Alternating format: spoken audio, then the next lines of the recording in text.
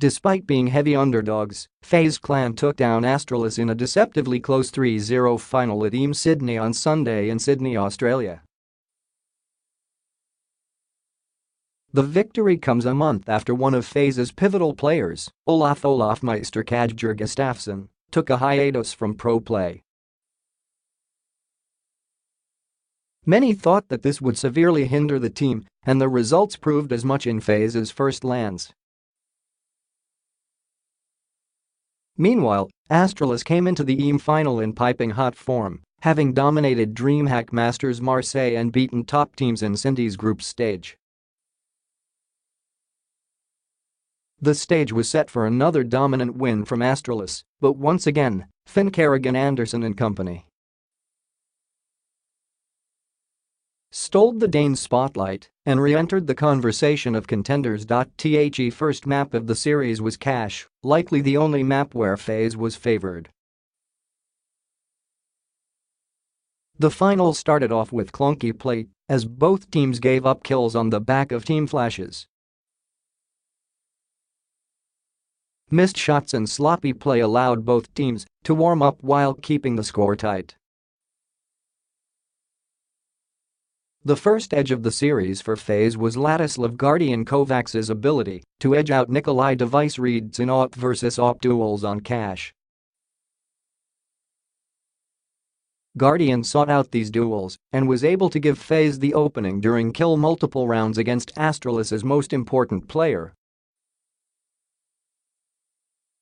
Guardian made a case for MVP in the first map alone, dominating the server and winning a miraculous and pivotal 1-on-2 against Astralis.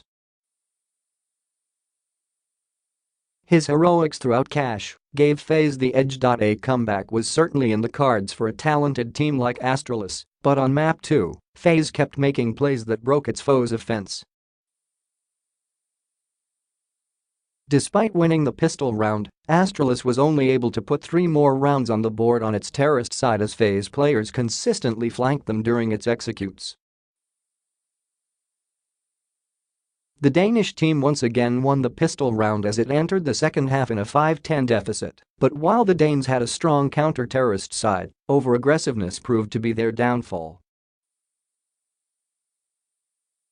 Although it was clearly the stronger overpass team, Astralis was too willing to push around smokes and try to make individual plays, effectively giving up the advantage it has shown over the rest of the Counter-Strike scene on that map thus far. The Danes' hubris gave FaZe a way into the game and allowed them to force overtime. Overpass was as close as it gets, requiring double overtime to determine a winner.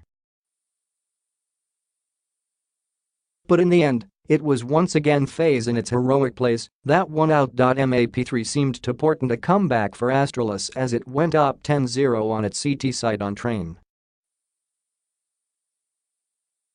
Astralis completely outplayed its opponent for the first time in the series.